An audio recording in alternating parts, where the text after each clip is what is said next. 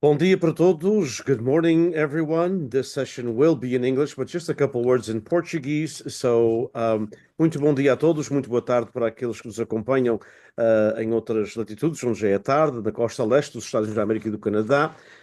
Aqui também já é tarde, aliás, já passa do meio-dia. Portanto, boa tarde para todos e boa noite, obviamente, para aqueles que nos acompanham em Portugal, quer Portugal continental, quer nas regiões autónomas, quer também em outros países de língua oficial portuguesa, onde temos sempre várias pessoas que nos acompanham, particularmente no Brasil e alguns países africanos, como os nossos amigos que nos acompanham sempre em Cabo Verde.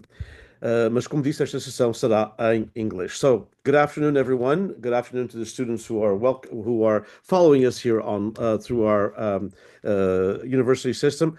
Good afternoon to those of you who are following us on various social media platforms. I thank all the groups. Most of the time, we have anywhere between 40 to 50 groups that are Portuguese tonalities that are kind enough to share, and we're grateful because that allows us, of course, to reach many more people than we can in our own platforms and, of course, through our students as well. We are very excited about this session. This is a Simpósio-Filaments of the Atlantic Heritage. We began this journey actually in 1990, many years ago. I was much younger, and it ended in 2002. It was a 10-year project that lasted 12 years, and then with the pandemic, we decided to bring it back online. And this is our fourth edition back online now, and so technically the 16th edition of the Symposium-Filaments of the Atlantic Heritage. Our theme for this year is the Azorian legacy in the Americas. And so, a very quick, brief intro. We gather at the confluence of memory and vision, where the winds of the Atlantic carry the voices of the islands, which to me, they are voices of resilience, of creativity. Filaments of the Atlantic Heritage is, we believe, and we'd like to think of it as more than a symposium, but rather a living mosaic of heritage, a tribute to the enduring spirit of the Azorian people and their diasporic voyages across the Americas. From California to Brazil, from Canada to Bermuda, from libraries to live streams, we braid together the threads of culture, of intellect, and of creativity. Our vision is cultivating a space where the Azorian soul can speak in many tongues through poetry, prose, scholarship, journalism, performance, and conversation, something that Azorians like to do. Doing so, we hope to ignite a transatlantic dialogue that affirms identity, that honors ancestry, and maybe most importantly, that inspires the future. The purpose of this gathering is threefold: to celebrate the Azorian legacy in its multiple forms, to engage generations across the diaspora in meaningful dialogue and artistic expression, and to build an enduring structure for knowledge, for visibility, and for empowerment. So, these presentations, of course, about the Azorian diaspora and the Azores itself, and the Azorian diaspora across the America, both North and South America, and the creative spirits of the Americans, the Canadians, the Bermudians, and the Brazilians of Azorian ancestry, from the Azorian autonomy to cultural and historical heritage, to the insight of scholars and cultural leaders, to the creativity of poets and fiction writers across continents. We believe that we are able to assemble the many parts of just one shared story, and that's the Azorian story. And to talk about the Azorian story and to talk about Azorian creativity, we have a chave de ouro, as we call it in Portuguese, Evelina da Silveira, who I have known for a long time, not personally, but a long time as a reader, as an admirer of her poetry, of her prose. I met Evelina through friends of mine who were writers and who knew her and who highly recommended her work, especially three of them: Emanuel Félix, Marcolino Candeias, and Alam Oliveira. All three of them insisted you need to read Evelina da Silveira. And I did, and I began reading her poetry, published in anthologies, published in a couple of books, and years later, we came to meet each other in person. And so I'm delighted to have her here as we talk about her work, and we talk about her work, especially in poetry and fiction, and also her work now as an editor as well. So, Evelina, welcome. Thank you so very much. I am deeply honored to be invited to the symposium. I am very grateful to you and to the Fresno University and to Bruma Publications and to FLAD, who helps financially. I don't know the mechanisms, but I'm grateful to all the institutions that allow you to do this remarkable work at Fresno University and Bruma Publications to flourish. Thank you. Thank you so much. We're honored, of course, that you are part of it, and we look to a long relationship in this new phase of publishing that we're trying to promote with you as well. But let's talk about your work. How did I mean, you come from a very creative family, we know that, but how did poetry come to you, Evelina? How did it happen, or did it just tell us a little bit about that?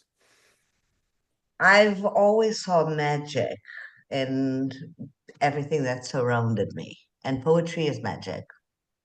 And when I say magic, I'm not talking about witchcraft here. I'm simply talking about the wonder that surrounds me. And I had a marvelous teacher, Hugo von Carvalho. And Hugo von Carvalho, Galvão de Carvalho, took a liking to me. He was like a I can't recall now the name, a mentor. He was a mentor. And he suggested that I get my scribbles together and publish a book.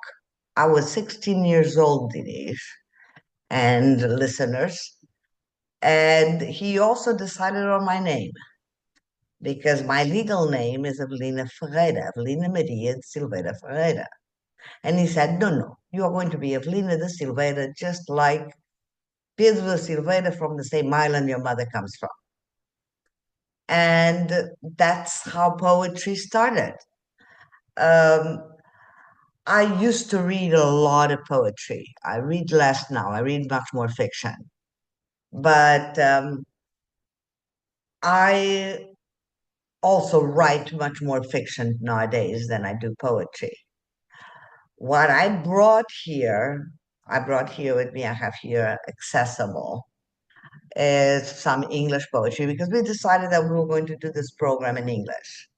So therefore, I have a book of poetry in English that's called The Magic Fragments of Being. And that's how poetry got to be. Because at a certain point in Canada, after about 2 years, I could no longer dream in Portuguese. And the words I started to miss words. It was a period of grieving. So I started writing in English because that was my language of default, my default language. Um, and that's how poetry came to be in my life. I was privileged to be friends and to uh, relate with extraordinary people like the ones you mentioned, and many more. And I lived in fabulously interesting times, which can be a curse like the Chinese present. But for me, it has been filled with opportunities.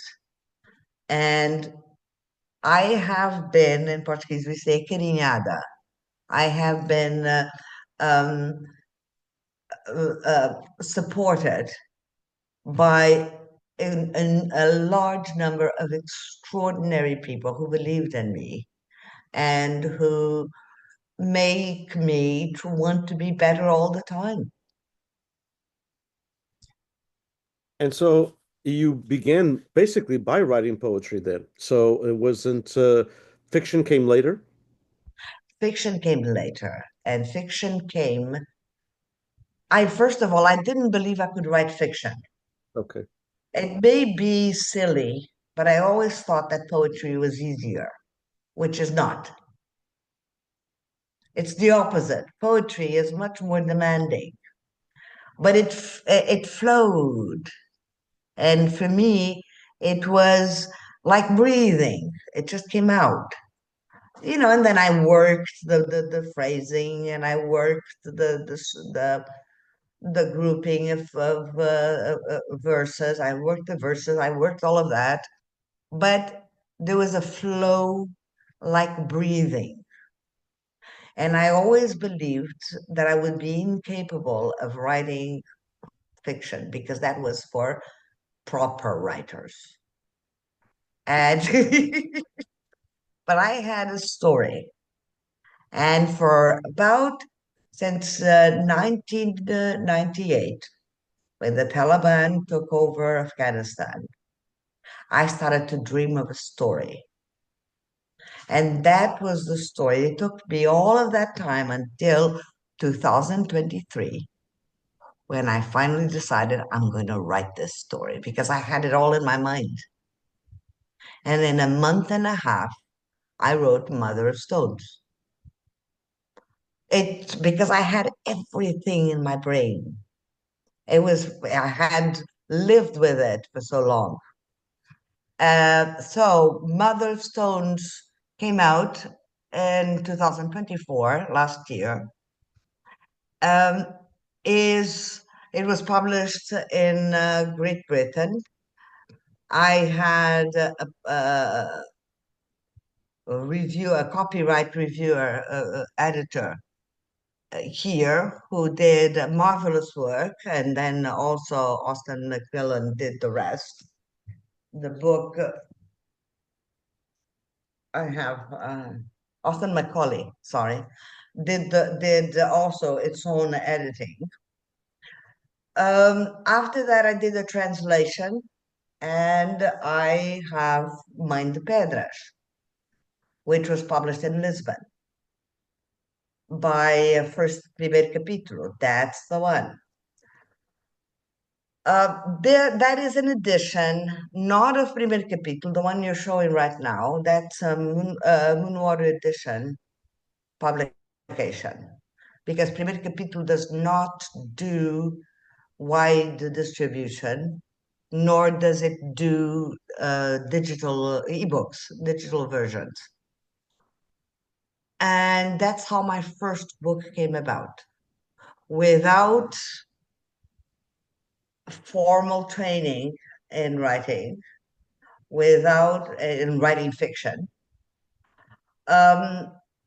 Just because I'm a voracious reader, you understand the flow of a text, and you understand how to craft a story by being a voracious reader. But I didn't have any formal training. I must say that now I do. I have completed a graduate studies in writing and fiction writing. So I am just waiting for my evaluation, which I'm hoping it will be decent enough. I'm sure it will be. I'm sure, there's most of the great writers of the world didn't have training. I mean, the didn't have a master's in fine arts as they have them here in the United States, so much. But a lot of the great writers, as we know, I mean, look at José Saramago, who won a Nobel and who was not trained as a writer. Look at Miguel Torga, who was a medical doctor. Just in Portugal and here in the United States, of course, as you know, in Canada, it's just, people. I think if you write from the heart and you are a ferocious reader, as you said, a good reader a writer shall make, as has been said before.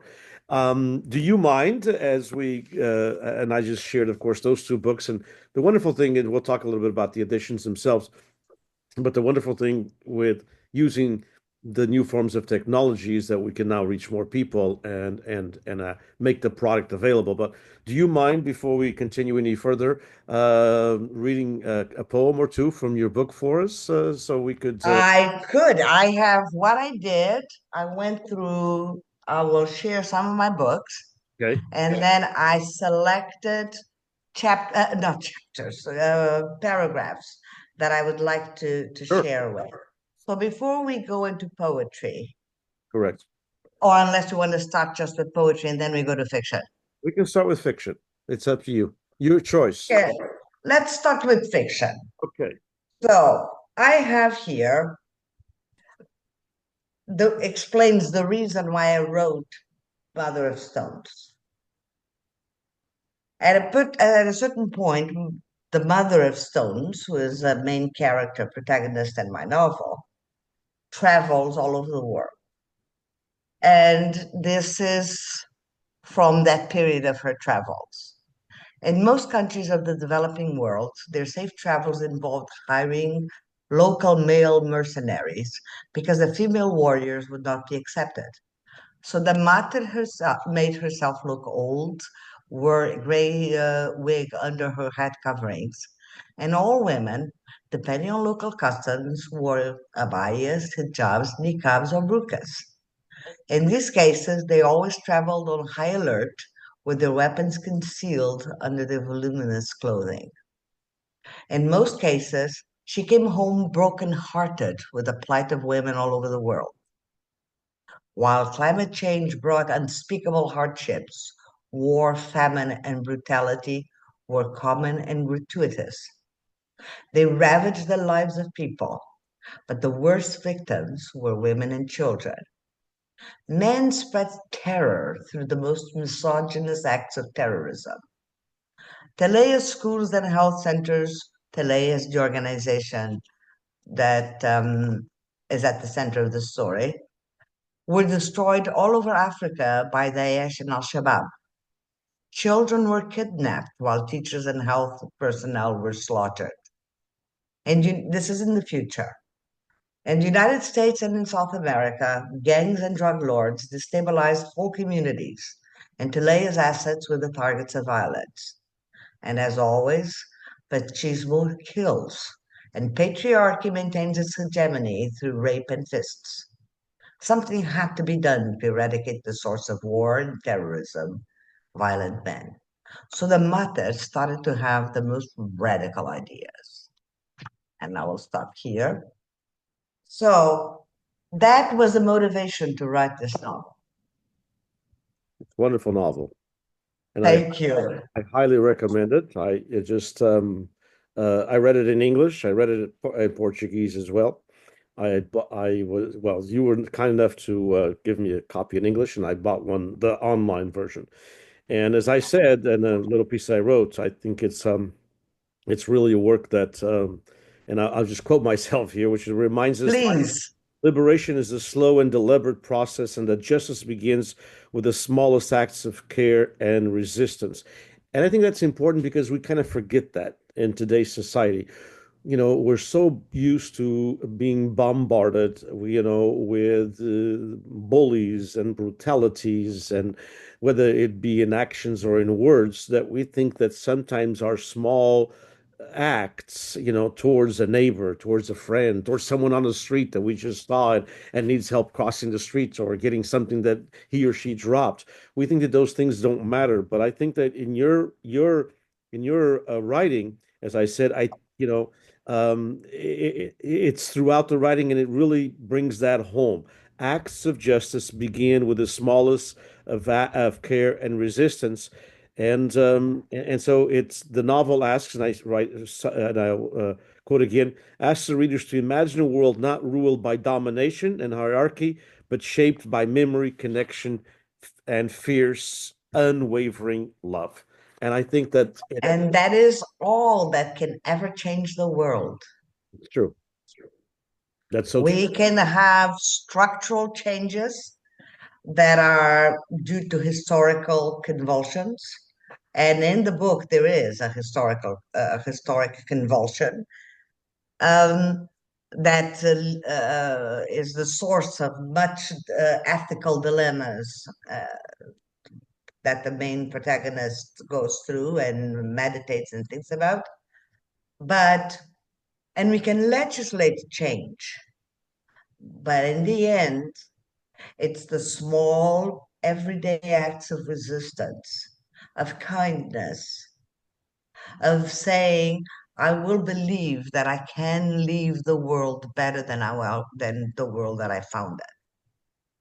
That is through volunteering, through a smile, through helping somebody cross the road, to just being able to listen to people's stories.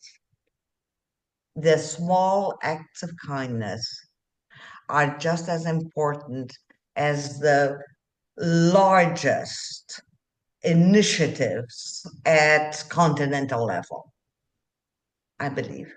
Yeah, I do too, and your book is proof of that, and I highly recommend it. So those who are following us who do not read Portuguese, to read Portuguese, obviously you can get it in Portuguese even here, like I did in the U.S., but and Canada, where most of the folks who are listening to us are listening to it in both of these countries. But you can also get it in English, and so I would highly recommend it. I think it's a wonderful read. It's a book to be read and contemplate at the same time. So, it's not a book of 900 pages, and that's great because, it can, it's in a few hundred pages. You can really, grasp it. But I would highly recommend those of you who want to read it, I would highly recommend that you do it slowly. I would highly recommend that you don't read it all at once. I would highly recommend it's a book that you could probably read in 2 or 3 days, but I would highly recommend about a week and a half, because that way you can take some time to contemplate. I really do. I Yeah. I liked it a lot, and I think it's a Thank very, you. very, very well thought of story. The characters are epic. They're not, every day. They're epic people. They're epic characters, epic protagonists, and it's such a long, and the idea of the long time frame, Epoch, you know, epochs, and all the epic eras. of the various eras that it brings together. That was very well done, Evelina. Congratulations. Thank you so much. So once I had Mother of Stones written, I I forgot to say that before I started writing, I was a visual artist. And I became exhausted with visual art because you have this main, big, great idea, and you're so excited about this idea, but the rest is just plain hard work. While writing, you are always creating. Every paragraph is a new process of creativity. So I have been obsessed with writing. It is my passion, and it's a passion that will become enduring for the rest of my life. So I started writing, and I write in Portuguese and I write in English. And then I translate them vice versa. So I can have. So I chose, besides Mother of Stone, I already have all of these books in English, only in English. I only chose the English versions. Some I actually had people ask me to write about. Like somebody wanted to know how it was living in the islands in the beginning or in the first half of the 20th century. So I wrote the story of my mother until I was born and my grandmother, which is, I'm sorry, I'm making publicity here. Please do, because we want one of the purpose. Biography of Clouds. And I need to write them down because I don't know them as well. I need to read them. Okay. Oh, they are in my website, Okay. which is you'll share, make a I will. I'm going to share the website. Yes. so, and we have not only the story of my mother as I understand it to be, but because who can know well inside one's parents' hearts and minds? That would be quite obscene.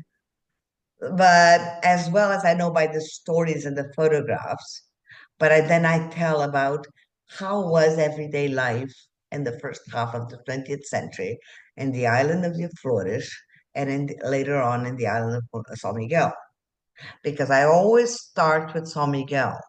That's the island that I know well. These are the people that I know well. And then I can expand to the planet. My characters can travel and in mind or physically. However, the streets, the corners, the stores, the a reader, local reader, will be delighted to know, oh, she's talking about where I live. And that is important to me because many years later, I want to be a reference of what it was the 21st century, the beginning of the 21st century in the island of San Miguel. And what were the problems we had? And how did we address those problems? Particularly issues of asymmetry of power, economic asymmetry, exploitation, even. So, all of these issues, discrimination, how these social ills were perceived and tried to be solved or not, but the efforts that people make. Um, please. Oh, no, I was going to say, show us the other books if you don't mind, so we can. Okay, well, of course. Then I wrote Seagulls Also Die. I wrote it first in Portuguese and I translated to English. It's a very short, it's a long story or a short novella Mhm. for the anniversary of the 25th of April, the 50th anniversary of the Portuguese Revolution. And it's the story of resistance in a mythical future, not too far away, in which a fascist regime would be implanted in the Azores. Fascist, misogynist, nationalistic. So we have some examples of how it could become in our present politicians around the world. Indeed. So, Which, by the way, I am next year, so the spring of 2026, we have our course on our books called that I've taught before, called Azores History, Literature, and Culture, and I'm going to put that book on the reading list. So I thought you'd be pleased with that because I think oh, I am. as it is Oh going my to be goodness. well, it's going to be around the 25. It's the course is normally taught in the fall, but this next year will be taught in the spring, so it'll be around the 25 de Abril, and I think it's a great piece of reading for the students to do it. So hopefully, Oh, thank you. at least Thank you 20 so students read much. that. Yeah, yeah, and maybe Thank you so maybe much. we can even have them converse with you online. Thank you. I'd love that. Then I have grandchildren. And so I thought that the best and birthday present I could give them would be a story. So I wrote Therian coming of age. Why? Because my granddaughter, who's only 9 years old, is convinced she is a Therian. And a Therian is a person who believes that they have an animal inside of them. And I thought, that animal could be a spirit animal. And then I positioned them exactly where they live in British Columbia by the Fraser River. And there is the Kwantlen First Nation. So these two teenagers, because what 9-year-old wants to read about a 9-year-old? They want to read about 13 to 16 years old. So these two 14, I think, or 15-year-olds come to, because it's both my grandchildren, they are twins. They come to deal with the spirit animals inside of them under the guidance of the Kwantlen First Nation and the Therian Council. So I am expecting every year to add another chapter in the story, to write another book, every year to write another book in this series. As they grow, so do the adventures. And it's a book suitable for children who read well, either in grade 4 or 5 or older. It's also suitable for adults Right. because My books don't have explicit sex nor explicit violence. It's something that I am uncomfortable with. So I like to suggest things Right. more than make it brute and cold and ugly. And I think children don't need to know about any of that. Sure. Yes. Yeah. And, So, so that talk of, oh, then I have the Goodwill Coven. So the Goodwill Coven, you're seeing the letters upside down, aren't you, in mirror? no, no, I can see it. It's correct. It's correct. You're seeing the letters incorrect? Yes. So the Goodwill Coven is about this coven of witches in which there is a man who is a calceteiro. He is a stonemason who weaves protection spells in the sidewalks of Ponta Delgada and São Miguel. And his family has always done that to protect against pirates and against volcanic eruptions and earthquakes. And there are other women, one who is a witch of the Santo Cristo Milagres, because there are people who read the book. There's a book. I don't know exactly what it says, but there are witches of the Santo Cristo Milagres. And there is there are other witches. There's a Wiccan, and so on.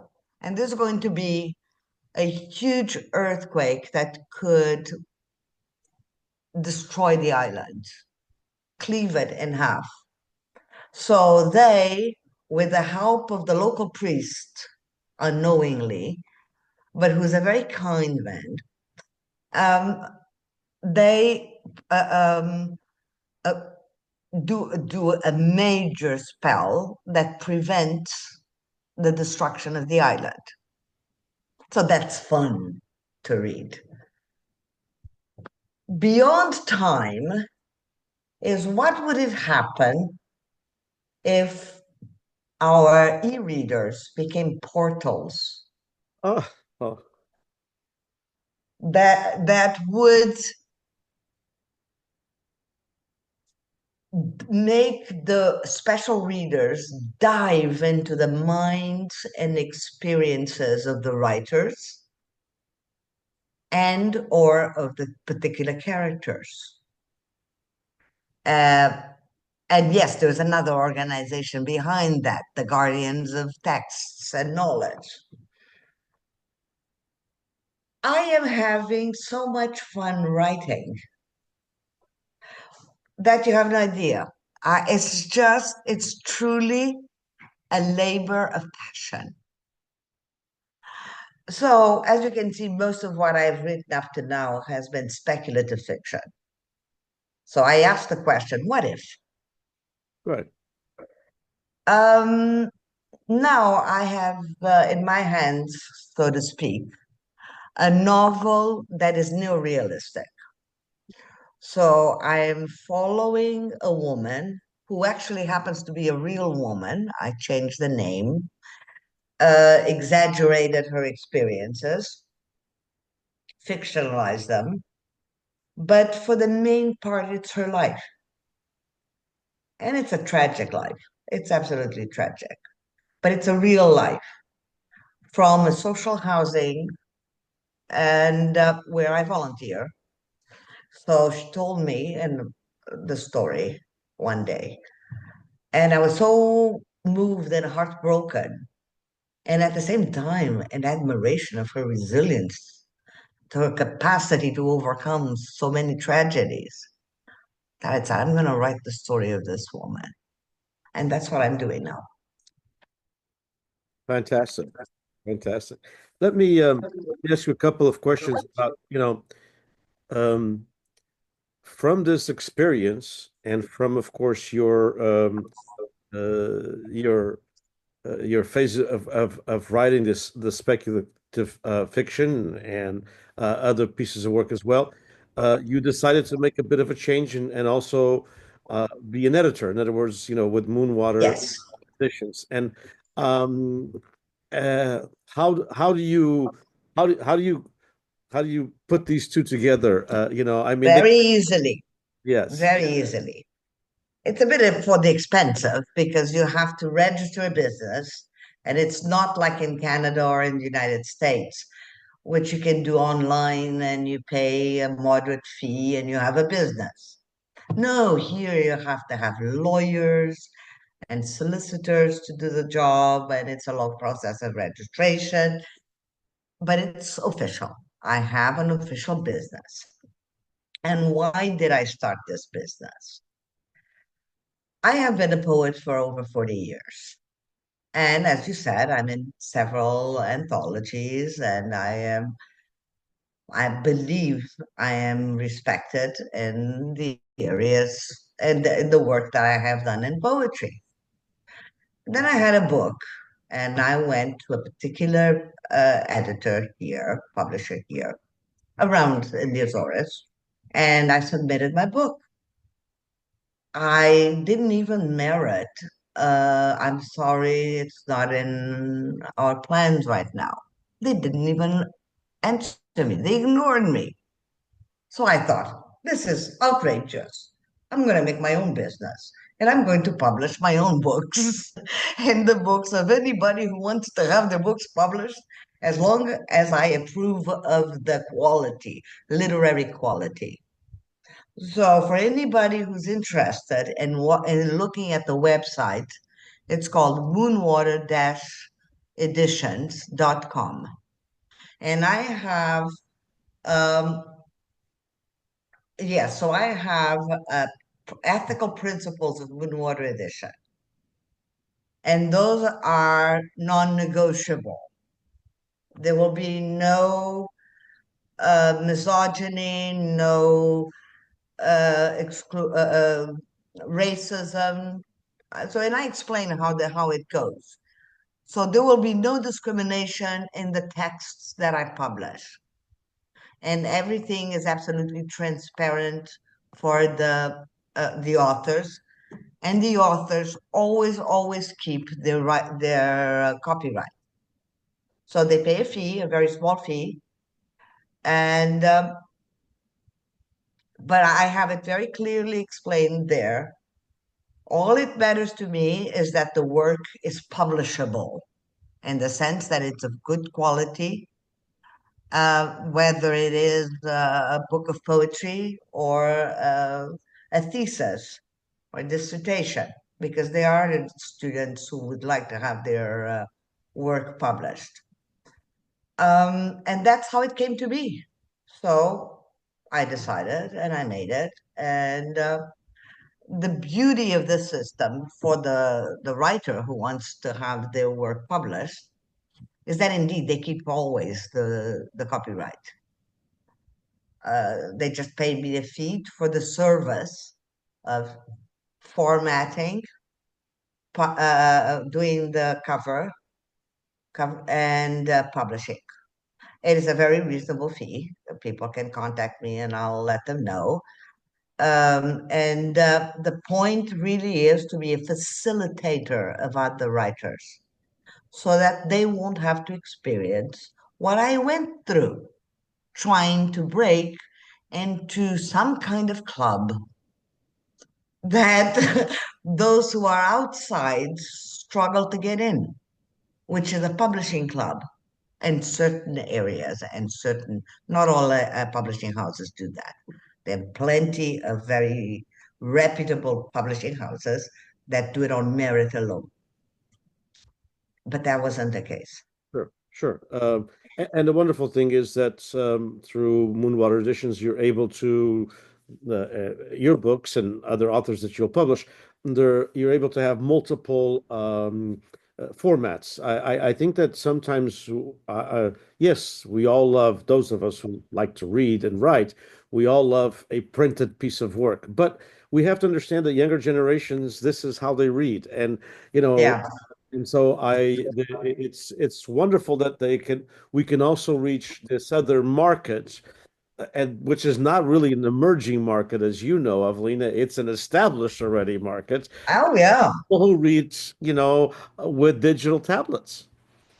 Absolutely. So I published the books in Kobo Rakuten, which is the preferred platform for Canadians and for Portuguese and Europeans in general.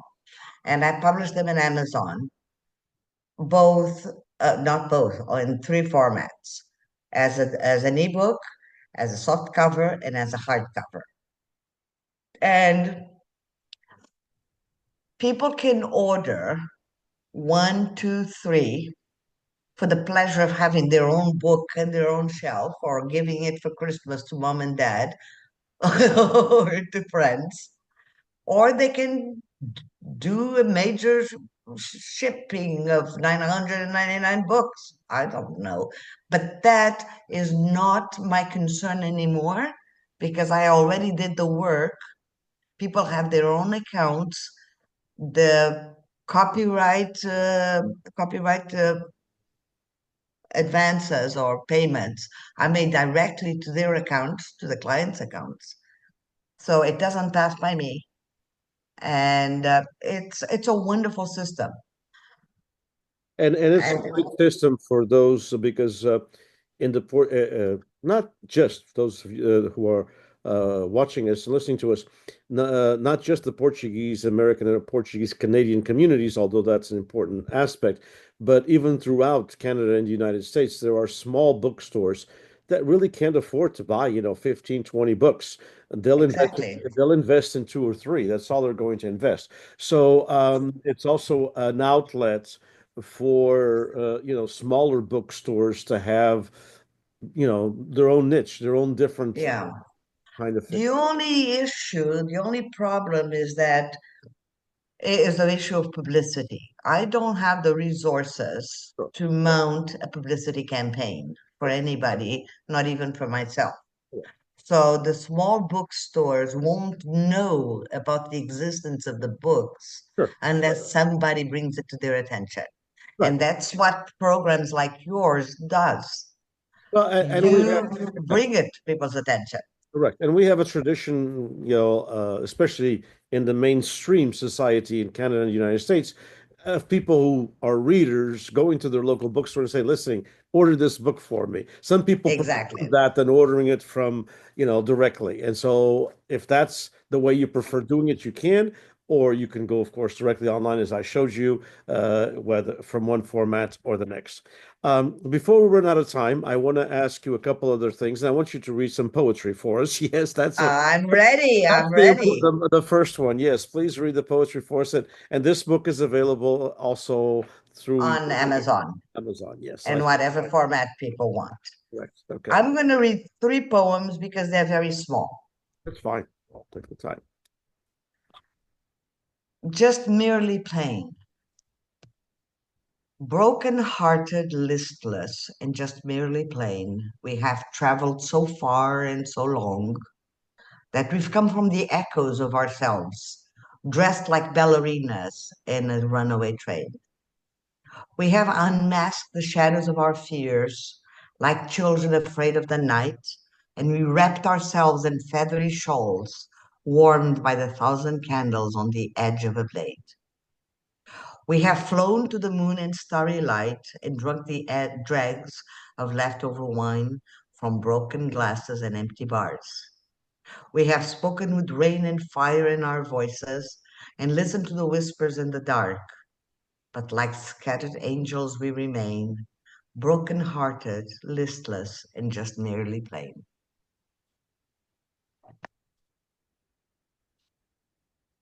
Went very well. Thank you. Thank you. Bring me a loaf of bread, warm and whole as a summer's dawn. Bring me a cup of wine, red, pungent, from fiery vines. Bring me a bunch of herbs, a song in the wind and memories to keep, and I'll drink the mysteries in your thighs. I'll dance with you in golden light. We'll soar the skies, and I'll wrap my soul with yours until ivy covers the north wall of our garden, or until the horizon settles in your eyes.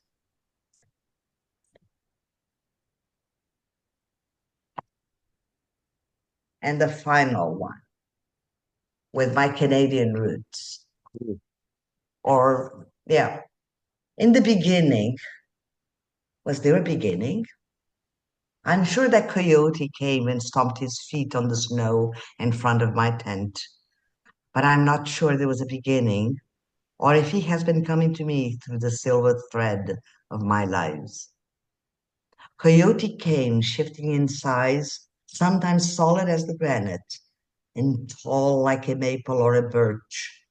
Other times I could see him rustling through branches, making little sounds, hardly disturbing the powdery snow with laughter preceding his coming. All he brought in his hands were black currants, plucked from bushes half buried under white. But the currants stained his fingers with magic, shining in the winter darkness, bright, juicy stars which grow in my own garden. How did he know that only those would stir my soul? In the cycles of heat and snow, water and fire, tides and moons, beyond cliffs, forests, and seagulls, through the ages, Coyote has been dancing with me, charming my fingers with weaving, and spelling my voice with words, so that we could color with magic the fabric of our lives and spin it amongst the stars. Very, very, very, very nice. Beautiful. Show us the book one more time so people can see it if you don't mind. All my books have my own art, Yeah, I was going to ask about the that. cover. Well, you continue to be a creative, a visual artist in one way or another. Yes. Okay. Yes. Okay. Besides creating your own art work for your books, for your covers, do you still paint once in a while, or have you given that up? No, I don't. Oh, okay. I have watercolors in case and pencils and charcoal and things in case I need them. But I really feel fulfilled writing. I write every day for hours. I wake up, I get my cup of coffee, and I start writing. And it just flows and flows. And it flows very well. I mean, there's this uh, sort of like translating it to English words where I lost myself. Palavras onde me perco, não é? Was one of your Yeah. poems that I still love that poem. I think it's I tell my students I taught that poem actually in my Thank you. in the Azorian class, and I tell the students it's such a powerful way of identity, of how sometimes we don't think who we are is expressed through words, but they are. And how, Yes, when we lose certain things, whether it be going from one language to another, I mean, I still feel I came to the United States at the age of 10, but I still feel I lost a lot of stuff when I began speaking mostly English and less Portuguese. I mean, I still spoke Portuguese every day at home with my mom and my dad when I was a teenager, 11, 12, 13, etc.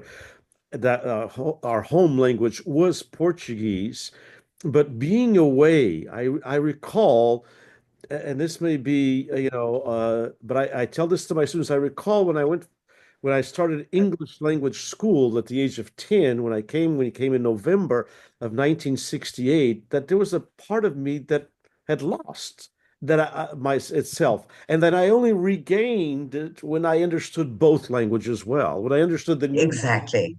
and that's what your poem teaches us. I believe. Uh, because words not only express ourselves, but shape us. Correct. Yes, indeed, indeed. So before we let you go, I am gonna, and I know it's a busy time for you, and I would, I would shoot myself in the foot, as people say here, in a violent manner. But I would be upset at myself if I didn't ask you about the political life, and that has nothing to do with the writing life, but at the same time it does because it's Yes, who you are as a person. How does a writer? I believe writers have besides the words, and the painter, the same, and the musician, the creative arts have, I believe, a responsibility towards society. By their creativity, it's already a very big responsibility. But in your essence, in your aspect, and there's a tradition in writers in Portugal, especially, and in the United States and Canada, And in the United States and and Canada. to be politically, when I mean politically involved in fighting for causes that they have taken up one way or another within their writing, within their creative process and music and arts, in the visual arts, etc. How do you how do you look at this political involvement of yours, because of social justice causes, I believe tremendously, and you tell us that in your writing. Social justice, justice, in all forms, as you mentioned, not just in social, but also in cultural, also in economics, etc. Um, how has this how this is involvement shaped you now as a writer? Yes. What have you learned in this process? Because Right. politics in the Azores, those of us in the United States and Canada sometimes don't understand, but politics in the Azores are, well, there's a famous political figure, Thomas Tip O'Neill, who was the House representative, or the Speaker of the House of Representatives here in the United States for many years, from Massachusetts. Who was quite fond of the Portuguese, and Thomas Tip O'Neill, a good Irish American, used to say that all politics is local. And Absolutely. indeed, and in the Azores, they're very local. Even regional politics are very local because of the size of the islands. How do you look at that as an artist? Yeah. To begin with, I'm a child of April. I'm a child of the revolution. And I was shaped, I said at the beginning that I was privileged to live in the most interesting times, which continue to this day. So I am shaped by the revolution. Nowadays, as a writer, and even when I was a visual artist,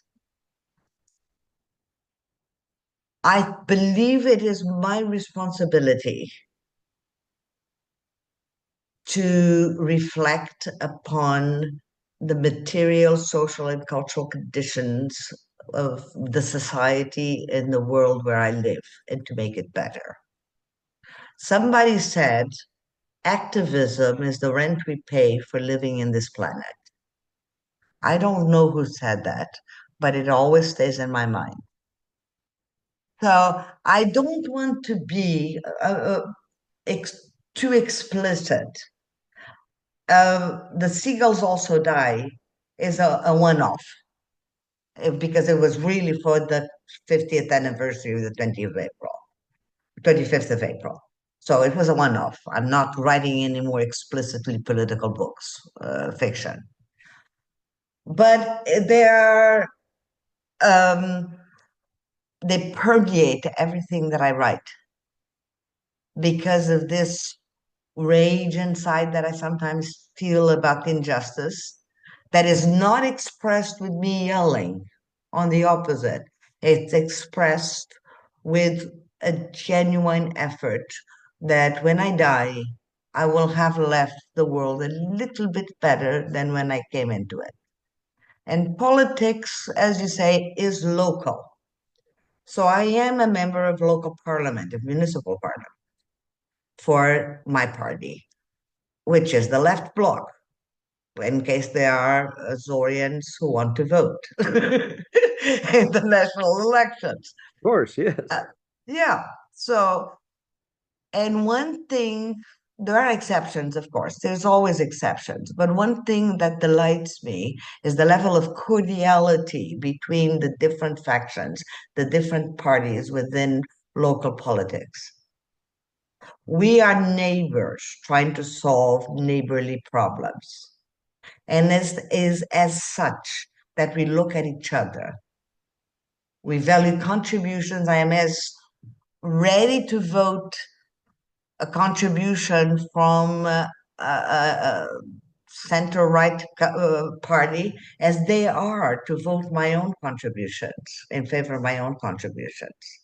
And sometimes I'm delighted and surprised because I never expected they would vote in favor of my proposals, which can be at times quite radical. But that is how committed most people are to making the world a better place, to making Ponta Delgada, the municipality of Ponta Delgada, a better place. And the same thing happens in the other municipalities. It's neighbors coming together and solving problems. We wish that at the national level, there would be the same level of cordiality in the national discourse. But politics isn't everything I do and say. It's my ethical principles. Indeed. Indeed. And you chose a party that stands up for that. And so congratulations for all your work on that aspect as well. Um, as you look at these special times, as you mentioned, it's also trying times. Uh, Very. is it not the responsibility of all of us, uh, writers, scholars, truck drivers, mechanics, all of us to, as you said, leave this world a bit better than we have. But I think we may have to do some extra efforts with all of the contradictions that are going around in the United States, for example, and other. Hope must be the resistance. Hope must be what drives us. This shall not pass. This shall not endure. This hatred, this divisiveness, this pettiness will not endure because people of good faith in the United States, throughout the world, will not have it. We dream bigger dreams than that. And it is through our hope that we will resist and we will act with those small acts of kindness and also participating in big policy decisions at a European level, in my case, or at the national level or state level, in your case. Indeed, I used to tell my students, and I still do in a way, when we talk about these issues, you can think globally and be. And act. Yes, yeah, you can do that. I always tell them about my paternal grandmother who never left the island of Terceira or never left much the road and the area where she was born, but she was a universalist. The woman told me things that are still very universal today. She understood the world from that place called Canada dos Pastos, where she was born and raised and lived most of her life. And Yeah. so I think that, people sometimes forget that you don't have to be a globetrotter to No, you don't. the world. No. You, we need critical mass of dreamers. We need a critical mass of people of good faith, of benevolence. We need a critical mass of revolutionaries to make a difference. And we have that critical mass. So they won't stay. It won't last. Begin with, they will die. They tend to be old men. And second, we have youth filled with dreams of a hope for tomorrow, with their future ahead of them. So that's a wonderful way to end it. We have the critical mass of dreamers, and that's a wonderful way to end it. Well, Avelina, thank you so much for this hour that you spent. I am the one who is profoundly grateful to you and to your listeners. Please let them know how to contact me. Oh, I will be delighted to answer every single email and have conversations with people if they so wish. So just put it somewhere in the chat or in whatever means you communicate. And it will be my great pleasure to continue this conversation with every single person who so desires. And I hope that every single person watching or listening can, because it's easy to get one or two. You don't have to get all of her books. Buy at least one or two so you can get a taste of it, and then I know that your appetite will be open to continue. I didn't know, by the way, that your mother was from Flores, but now that makes a lot of sense because there's a lot of creativity in that island. I mean, There is. all of the islands of the Azores have creativity, but I'm always flabbergasted in the good sense of the word Yes. by the creativity and the powerful creativity of the island of Flores. And the island of Flores, to me, even though it's a small island with always have has had a And small. quite isolated. Yes, and more isolated and more and a smaller population, of course, than some of the other islands, but has always had a spontaneity of creators, and by the same token, I believe, through yourself, and I've seen it through Pedro Silveira, I've seen it through other writers, I've seen it through Roberto Mesquita and everybody else. This strong sense of diaspora, even before we talked about Yes. diaspora. I mean, Yes. that wonderful line that I read somewhere with people saw the boats, at a distance, they would say, "Oh, as luzes estão acesas na América." I think it's just so, Yeah, exactly. yeah, it's so Because cool. everybody has somebody living in America or Canada or Bermuda or in Brazil. We all have members of our family or friends or their ancestors who went, who left the docks that churaram o cais aos ais and left for the other side of the ocean. So it makes a lot of sense now, the creativity, not just from San Miguel part, but also the Flores part.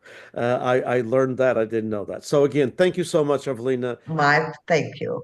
and best of luck with the elections in 3 weeks. Take care. Thank you very much. Very much. Goodbye, everybody. Bye, everyone.